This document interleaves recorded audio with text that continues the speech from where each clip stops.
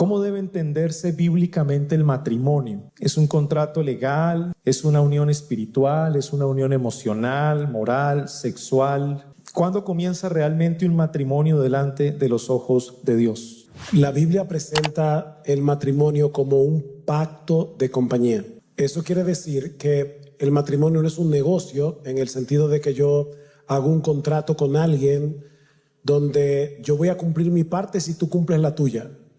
No, un pacto es una promesa jurada. Es una promesa sobre la que yo hago un juramento delante de Dios y de los hombres. Y la idea es un pacto de compañía. La Biblia usa esa palabra tanto en Proverbios capítulo 2 como en Malaquías capítulo 2, donde dice que el hombre que abandona a la mujer de su pacto. Tú hiciste un compromiso el día que te casaste y tú prometiste delante de Dios y delante de los hombres amar a esa mujer, ser fiel a ella hasta que la muerte los separe, en la buena o en la mala, en salud o enfermedad. Así que si en el día de mañana mi esposa queda como un vegetal y no puede hacer absolutamente nada para mí, yo hice una promesa y tengo que cumplirla hasta la muerte, de cuidarla, protegerla, porque es un pacto, no es un negocio. Ahora, yo creo que tal vez la pregunta, Alejandro, no sé si tiene que ver con el hecho de cómo funciona en cada país. Bueno, lo que pasa es que nosotros tenemos que respetar las leyes de la nación donde vivimos y por lo tanto ese pacto que hacemos debe ser un pacto que se reconozca como tal dentro y fuera de la iglesia.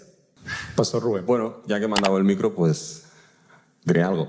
Por cierto, mi nombre es Rubén, no he predicado hoy, predico mañana. Porque quizá alguno dirá, bueno, ¿y este hombre de dónde ha salido? ¿Ya? Así no llega. Mañana ya me verán, ¿ya? Pero bueno, aquí Noé me ha invitado, ¿ya? Creo que ese concepto de pacto creo que es el término que la Escritura utiliza para definir lo que es el matrimonio. Y creo que es simplemente para dar un ejemplo de la importancia de lo que es el concepto de matrimonio como pacto y no como contrato. Pienso que lo que es nuestra sociedad con la idea del contrato ha dañado de una manera profunda lo que es el matrimonio desde el punto de vista bíblico. Recuerdo que estaba escuchando la conversación que tenían dos chicos, o mejor matizo, no es que tienda a escuchar las conversaciones de los otros, pero resultó que estaba allí y la escuché. Y estaban básicamente hablando de decir, bueno, oye, mira, ¿esto del matrimonio qué es? Esto simplemente es un papel. Oye, un papel que ahora tú lo firmas y que, oye, si la cosa no va bien, lo rompes, firmas otro papelito como el divorcio y ahí si te he visto, no te acuerdo, no me acuerdo. Entonces, esa es la idea de contrato. Pero lo que es el matrimonio como pacto está basado en unas promesas hechas delante de Dios, donde Dios es aquel que vigila y salvaguarda lo que es ese pacto hecho delante de Él. Cuando vamos a las Escrituras, los pactos generalmente solían cerrarse con un juramento que podía ser visual o que podía ser verbal y se juraba por alguien mayor que uno. Cuando Dios confirma lo que son sus promesas a Abraham en Génesis 22, Dios juró por sí mismo porque no puede jurar por nadie mayor que Él. Por lo tanto, cuando se jura por alguien mayor, se está básicamente apelando a que esa persona o aquel ser mayor sea aquel que vigila y salvaguarda lo que son esas promesas y ese pacto que se ha realizado. Y eso es lo que es el matrimonio. El matrimonio no es un contrato, como muy bien se ha dicho, que está basado en beneficios, sino que hay dos palabras en el Antiguo Testamento que reflejan lo que es la esencia y el corazón de pacto, que es la fidelidad y el amor leal. Sean cuales sean las consecuencias, sea cual sea la situación que la vida nos lleve, hay una fidelidad y una lealtad inquebrantable en ese pacto hasta que el Señor determine, el cual es vigilado delante de aquel que hemos hecho las promesas de mantenernos unidos, de mantenernos en lo bueno, en lo malo, como se dice en España, en las duras y en las maduras. ¿Qué pasa si después de 25 años de casada he dicho que me equivoqué en mi decisión? ¿Acaso aún en las decisiones equivocadas no opera la soberanía de Dios? Está bien, el Señor es soberano. No podemos decir que lo que ocurre no hace parte del plan de Dios, pero ya te casaste. Ya te casaste, tomaste la decisión. Ahora ves que la decisión es incorrecta. La pregunta que yo haría es, ¿qué vas a hacer a partir de aquí? ¿Cuál es tu responsabilidad como hija de Dios delante de Dios con tu esposo ahora? Yo creería que debemos enfocar un poco más la pregunta. Sin duda no vamos a cuestionar la soberanía de Dios, pero yo diría, ¿y dónde está tu responsabilidad como esposa? Ya te casaste. Así que el Señor, y el pastor Sugelo dijo muy claro, la gracia del Señor te capacita para, a pesar de ser una esposa conforme a la voluntad del Señor. ¿El pastorado femenino es una doctrina principal o secundaria? ¿Cómo puede afectar esto mi congregación? Ya que el pastor donde me congrego no le ve problema al pastorado femenino y por tanto, como no es una doctrina principal, dice él, no tiene inconvenientes en que su esposa sea pastora. Con todo respeto y amor, no, sí es una doctrina sumamente importante por varias razones. En primer lugar, porque violenta la estructura misma de la Trinidad, como ya vimos en los sermones anteriores, con la que Dios quiso plasmar la sociedad humana. Dios el Padre, Dios el Hijo, Dios el Espíritu Santo.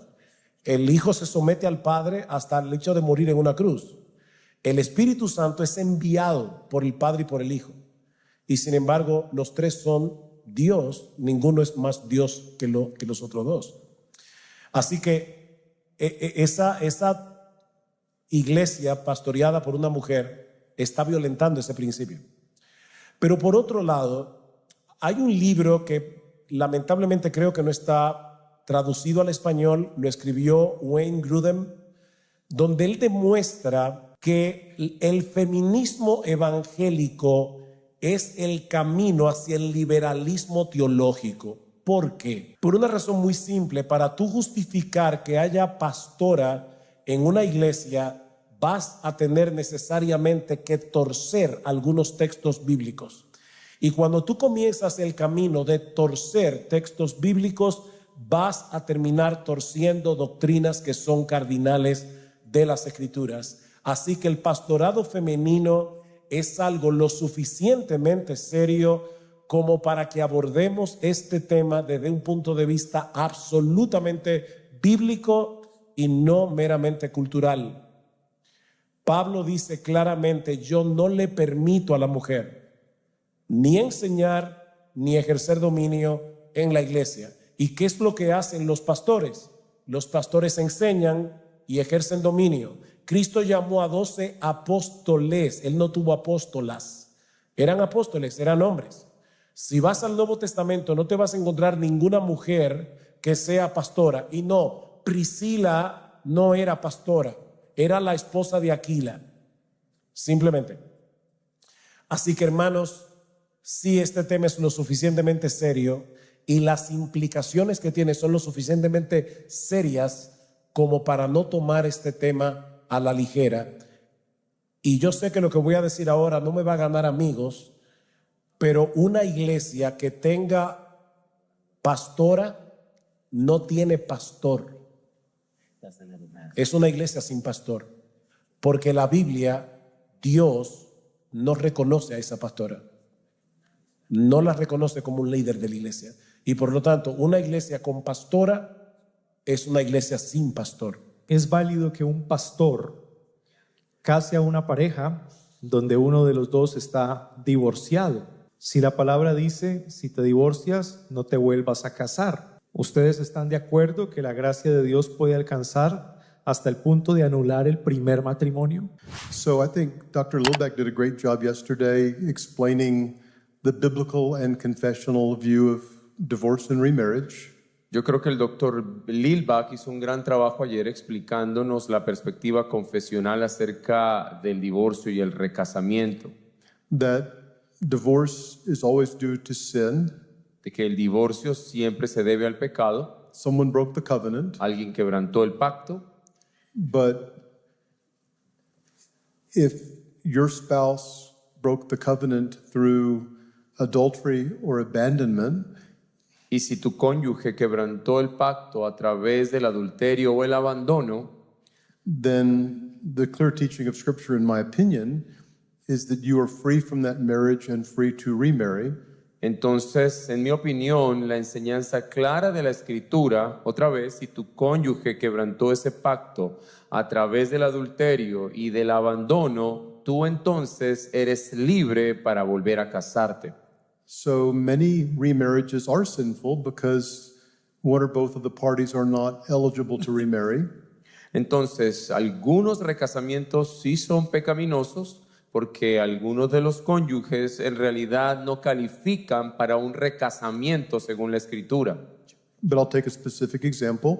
Daré un ejemplo específico. I'll call her Sally. Voy a llamar a esta mujer Sally. Her husband abandoned her and is living with another woman. Su esposo la abandonó, digamos, y está viviendo con otra mujer. He threatened her with a gun. Él la amenazó con una pistola, Reconciliation was not possible. de modo que la reconciliación en ese caso no era posible. She's a very young woman with a small child. Ella es una mujer joven con un niño pequeño. According to Scripture, I believe she is no longer in any sense married to her first husband. Según la Escritura, en mi opinión, ella ya no está casada con su primer esposo She's under no restriction from being remarried in the Lord. y no tiene ninguna restricción para volver a casarse en el Señor. I would view her like a widow in 1 Corinthians 7 or in 1 Timothy 5, where she's free to marry in the Lord, and I would even believe that's God's provision for someone in those circumstances. Yo incluso la consideraría como una viuda, como 1 Corintios 7 y la carta de Pablo a Timoteo, y ella está libre para volver a casarse en esas circunstancias. There are godly people who believe the Bible who disagree with the confession and with me. Pero hay personas piadosas que creen y aman la Biblia, pero están en desacuerdo con la confesión y conmigo también. I try in my book to explain why they believe that and why, humbly, I believe the confessional interpretation is more biblical. Yo explico en mi libro por qué ellos creen eso y por qué considero yo que la interpretación confesional y la nuestra es más bíblica. Mis hermanos, los temas de divorcio y nuevo matrimonio son complejos. Yo creo 100% lo que el hermano Jimmy Heiser acaba de explicar ha sido nuestra posición porque lo vemos en las Escrituras. Pero el punto es este: en un tiempo de preguntas y respuestas como este, nosotros podemos dar respuestas generales. Pero hay casos que tienen particularidades que debería tratarlo un pastor que lo puede escuchar y entonces dar un consejo sabio. Porque puede ser que haya una persona que llegue a Cristo ya divorciada, pero resulta que el cónyuge no se ha casado todavía. Y nosotros como pastores siempre hacemos todo lo posible porque la pareja no se divorcie o porque la pareja se reconcilie. O sea, aún en el caso de que haya habido un adulterio, si el pecador se arrepiente, o sea, el que cometió el adulterio se arrepiente, le decimos a la esposa: tienes que perdonarlo, lo cual no quiere decir que tienes que seguir con el matrimonio, pero tienes que perdonarlo. Y nuestra recomendación es que luchemos juntos, ustedes dos y nosotros como pastores, para reconstruir vuestra relación. No tomen la puerta del divorcio tan rápido. Ahora, si la esposa decide divorciarse o el cónyuge inocente, nosotros lo vamos a apoyar. Pero por otro lado, puede darse el caso de una mujer que se le niegue consecutivamente a su marido por un largo tiempo para forzarlo a cometer un adulterio y entonces tener una razón bíblica para divorciarse. En este caso, nosotros decimos: tú no tienes razón bíblica para divorciarte porque tú eres culpable indirectamente del adulterio de tu marido por haber violado 1 Corintios 7. Menciono todo esto simplemente para que vean, mis hermanos, que es un tema complejo y que hay diferentes aristas aquí que debemos tomar en cuenta a la hora de dar un consejo. ¿Es sabio que un pastor soltero desee casarse con una hermana que no tiene vocación para servir en la iglesia local? Pastor Julio, adelante. Mis hermanos, bueno, quiero aclarar algo. Cuando uno como pastor se casa, la esposa, más que ser la esposa del pastor, en mi caso, es la esposa de Julio Benítez. Y digo esto porque hay un concepto equivocado de que las esposas de los pastores, aunque en el ambiente conservador no le llamamos pastoras, de todas formas se espera que ellas se involucren activamente en algunas responsabilidades de la iglesia. Por lo menos se espera que sea profesora de niños, directora de la escuela dominical, que esté al frente del grupo femenil, pero eso no es lo que la Biblia dice. Eso no es lo que la Biblia enseña. ¿O acaso en alguna parte encontramos una mención a la esposa de Pedro, que era la conferencista asistente de su esposo? ¿Encontramos alguna referencia en las Sagradas Escrituras de las esposas de Tito, de Timoteo, como que Pablo le está dando una instrucción para las responsabilidades que ella tiene siendo la esposa del pastor? Así que a lo que quiero conducirlos es, las esposas de los pastores son las esposas de ese hombre. Y las responsabilidades que Dios les da son las responsabilidades que tiene toda esposa cristiana, y las responsabilidades que ella tiene en la iglesia son las responsabilidades que tienen los miembros. Así que, de acuerdo a los roles que la Biblia asigna, todas las miembros de la congregación tienen ciertas responsabilidades. Igualmente, las esposas de los pastores como miembros, pues bueno, tienen las responsabilidades de los miembros, pero como ya nos enseñaba, creo que era el pastor Sugel, hay una diferencia entre una soltera y una casada. La soltera, dice Pablo, bueno, tiene más tiempo para servir en los asuntos del reino. La casada tiene que dividirse, servir en el reino, pero principalmente servir a su esposo. Pero hay una diferencia entre una esposa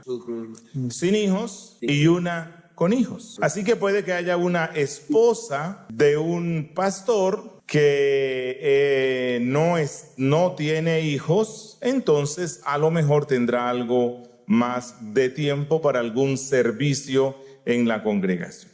Así que con relación a la pregunta si es sabio que un hombre que aspira o que ya es pastor se case con una hermana que no tiene vocación de servicio, la pregunta es ¿a qué se refiere con servicio? ¿A que sea conferencista? ¿A que sea líder de las damas?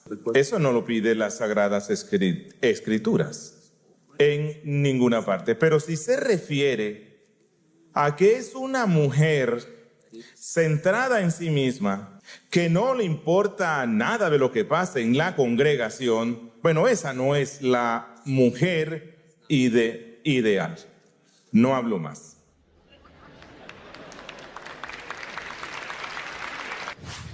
¿Cómo hablar con un hijo que lucha contra la homosexualidad siendo un hijo criado en un hogar cristiano? So the question is, how do you talk to a child who may be struggling with homosexuality? And, you know, the one thing that our society has kind of put over on people is that this is a legitimate category of sexual orientation. Una de las cosas que nuestra sociedad le está enseñando a la gente es que este deseo o esta inclinación homosexual es una categoría legítima de nuestra orientación sexual.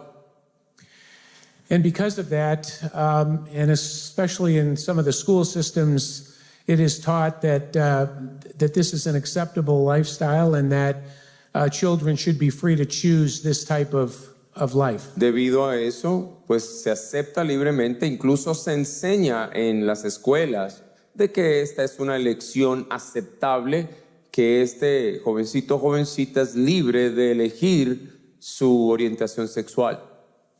But I think really the best way to deal with a child is to help them to understand that just because you have a feeling, just because you feel like you have a certain bent towards something like that does not make it right, and that is not unusual in every area of sin.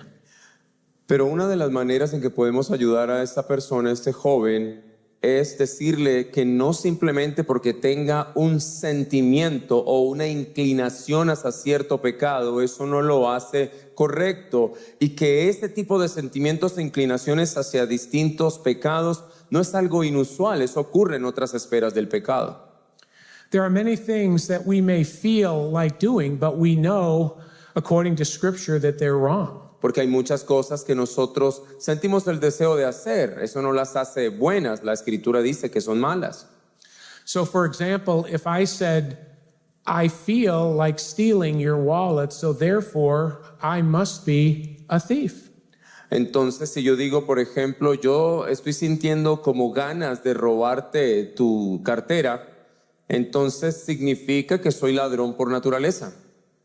And if I were to justify that and come to you and say, well, I'm a thief and I just can't help myself, what would you say? Imagínate, si yo llego a ti y te digo, no, es que soy un ladrón y es inevitable, así soy. ¿Tú qué dirías de ese argumento? Well, you would say it is wrong that you want to steal my wallet. ¿Tú qué dirías? Pues está mal porque te quieres robar mi cartera. And I would respond, but I feel like that's what I need to do. Y yo te respondería, pero es que eso es lo que siento en el fondo de mi corazón, es lo que necesito hacer. So I think especially this example when we talk about young children is to help them to understand, first of all, biblical truth at a young age. Entonces, primero debemos ayudar a entender a estos jóvenes la verdad bíblica desde pequeños. And to create an environment in the home in which they are taught biblical principles and biblical models. Y poder crear un ambiente en el hogar donde ellos puedan aprender principios bíblicos y ver modelos bíblicos.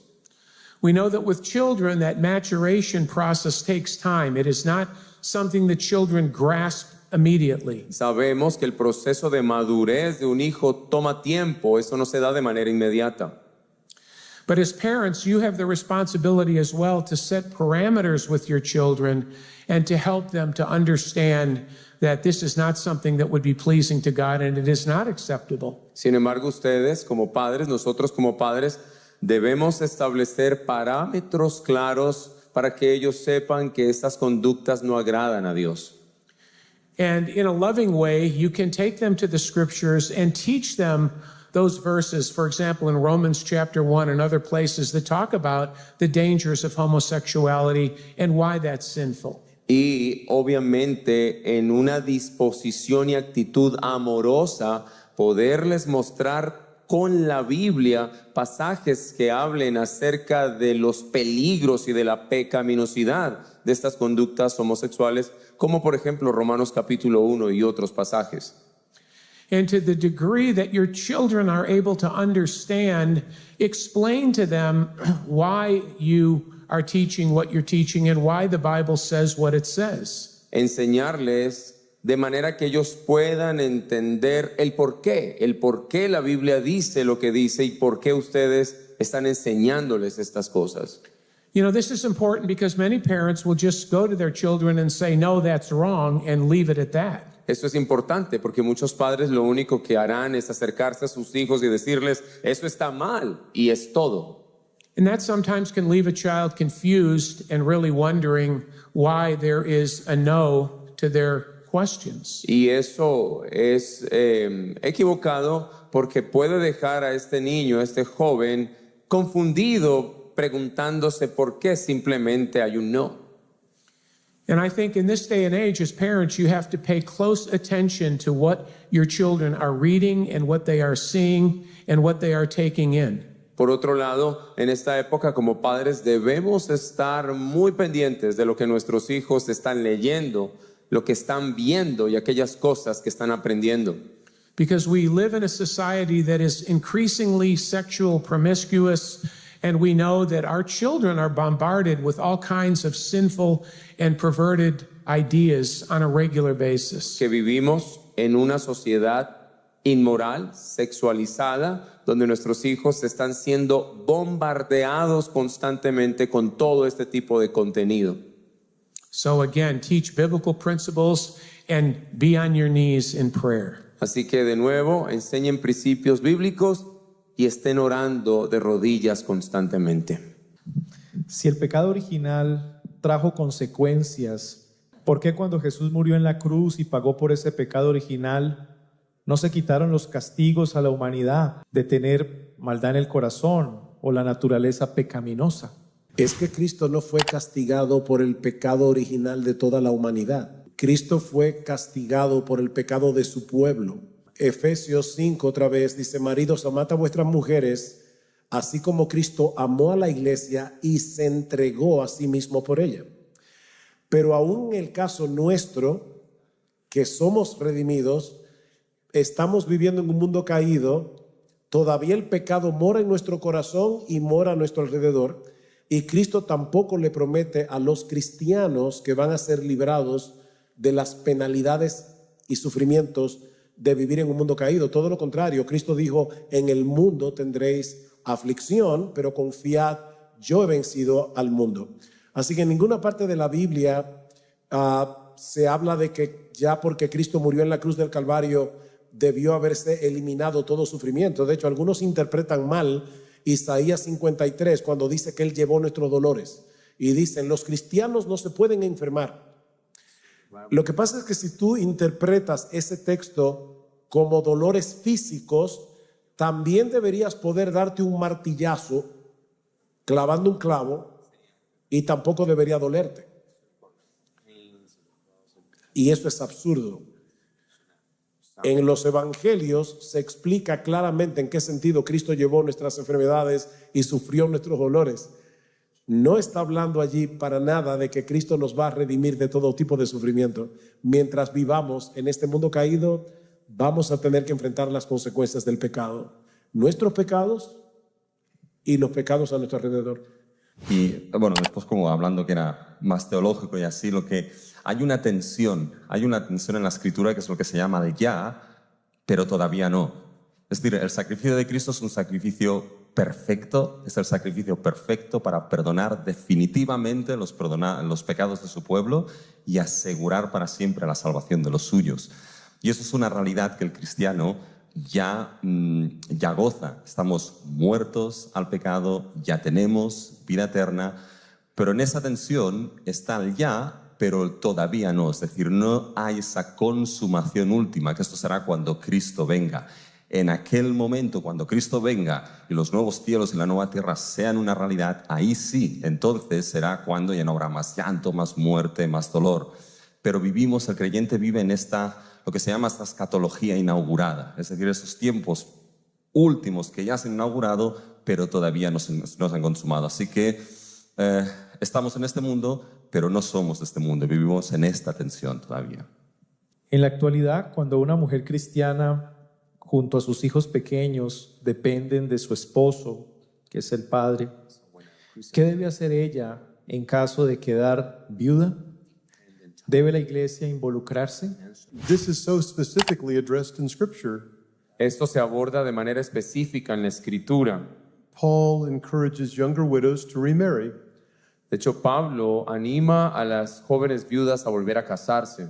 He says older widows should first be supported by their children and their grandchildren, 1 Timothy 5. Primera Timoteo 5 dice que las viudas mayores deben ser sostenidas, apoyadas por sus hijos y nietos. And he makes it clear that the family shouldn't run to the church expecting them to provide for the widow if the family should take that responsibility themselves. Y deja muy claro Pablo de que si la familia en primer lugar debe tomar esa responsabilidad, y si la toma, la viuda no debe ir corriendo, que la iglesia la sostenga inmediatamente. But then in Acts 6 and 1 Timothy 5, a major ministry of the church was still to take care of widows. Sin embargo, vemos en Hechos capítulo 6, por ejemplo, y en otros pasajes, como una de las principales responsabilidades de la iglesia era cuidar a las viudas. And there's also a description of the kind of widows who should be supported in 1 Timothy 5, widows who were godly women in the course of their life. Y también hay una descripción muy específica del tipo de viudas que deben ser cuidadas y sustentadas por la iglesia. Dice que deben ser viudas piadosas, mujeres piadosas.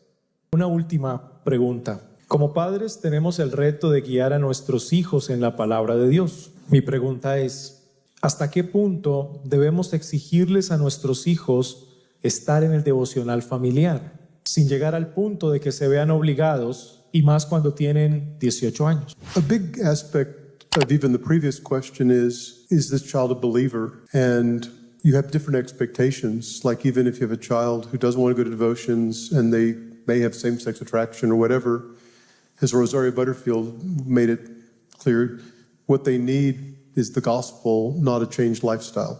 Un aspecto muy importante, incluso relacionado con la pregunta anterior, es si este chico o chica es creyente. Porque sin importar cuál sea la circunstancia, como dice Rosario Butterfield, ya sea que no quiera ir al devocional o esté luchando con atracción por el mismo sexo, lo que él o ella necesitan es el evangelio. Deuteronomy 6 says that we should be teaching the word of God to our children from a very young age. Deuteronomio 6 dice que debemos enseñarle la palabra de Dios a nuestros hijos desde muy pequeños. Likewise, Ephesians 6, where we should be instructing them along with disciplining them. De la misma forma que Efesios 6 establece de enseñarles en la instrucción y el temor del Señor. But Ephesians 6 also says don't provoke them to anger. Pero Efesios 6 también dice que no provoquen a ira a sus hijos. I've seen some fathers get all excited about devotions and they do something that is too long and too complicated, and even the small children want to run away. Y he visto padres que se emocionan con hacer el devocional familiar, pero muchas veces lo hacen demasiado largo, demasiado complicado, que incluso los niños pequeños quieren salir corriendo. My advice would be it should be short and simple. Mi consejo es, hagan un devocional corto y sencillo. As our children go older, I think we as parents have freedom to decide in either direction. There's not, from my standpoint, biblically, you must do this or you must do that.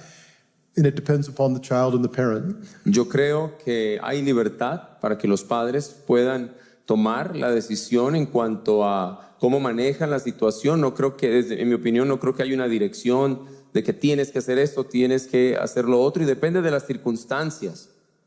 I think you as a parent have a right to say, if you live in our house, we do this every day, and we expect you to join us. Sin embargo, creo que un padre tiene el derecho de decir, bueno, tú vives en nuestra casa y esto es lo que hacemos cada día o estos días, así que vas a estar en el devocional. The same thing goes with church attendance. Y lo mismo debe ocurrir con asistir a la iglesia.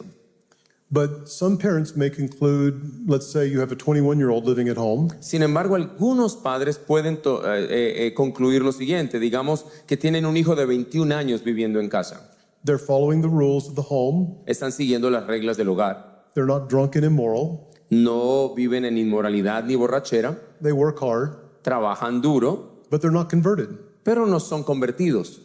Does forcing them to sit down to devotions or forcing them to go to church necessarily benefit them? ¿Será que obligarlos a sentarse en el devocional o a asistir a la iglesia necesariamente los beneficia? They know what you believe. Ellos ya saben lo que tú crees, They've been hearing it for 20 years. lo han estado oyendo durante 20 años. You still can say, if you're going to live here, you should come. Sin embargo, todavía eres libre de decir, si vas a vivir aquí, siéntate al devocional. But there's nothing in the Bible that requires you to do that. Pero no hay nada en la Biblia que te mande a hacer eso.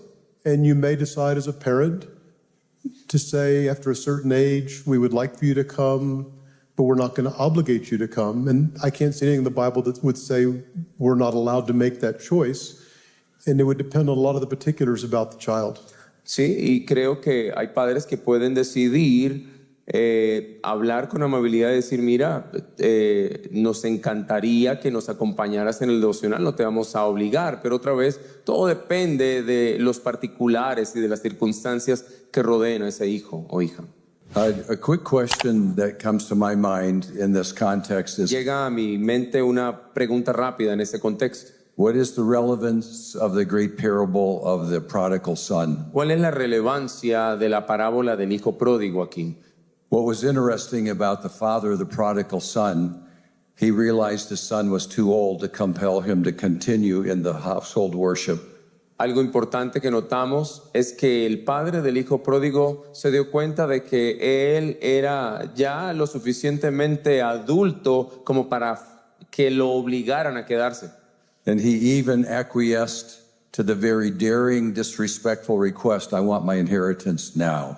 Y este padre incluso accedió a esa petición irrespetuosa de su hijo cuando le pidió su herencia en ese momento. Whether that was a good idea or not, what it did do is that when the son finally came to his recognition of his brokenness, he knew he could go back home even if he couldn't be a son. Y ya sea que eso hubiese sido una buena o mala decisión, lo que sí causó es que ese hijo, cuando se dio cuenta de su estado, sabía que podía regresar a su casa. So family devotions and necessity of attending worship service with an adult child may not be the bridge you want to fight on, because someday they are going to be broken and need to come home. And if you kept that relationship intact, you might have a great opportunity to minister. Así que el devocional familiar o asistir a la iglesia quizá no sea la batalla que tú quieras pelear con tu hijo. A veces ellos deben salir y algún día este hijo puede estar quebrantado. Y si tú has mantenido una relación amigable, saludable con él a pesar de su incredulidad, eso va a establecer la oportunidad de luego tú ministrarle cuando él esté quebrantado. If anyone has had an adult child come home to celebrate their faith, it's a beautiful thing. Si alguno de ustedes ha tenido la experiencia de celebrar la fe de un hijo en su vida adulta, eso es algo maravilloso. Just to mention one thing, there's actually a book at Poema it's called You Never Stop Being a Parent, which is about parenting adult children. Modesty permits me not to tell you who wrote it. Por cierto, hay un libro en Poema que se llama Nunca terminas de ser padre, algo así, o nunca dejas de ser padre, que trata acerca de criar hijos adultos. Y por modestia y humildad no se me permite decir quién es el autor. I'd like to ask who wrote the story, right? Who wrote it? Co-author. Dice, tuve un coautor. Muchas gracias a cada uno de los conferencistas por responder las preguntas. Creo que es bueno darle gracias a Dios, ¿verdad?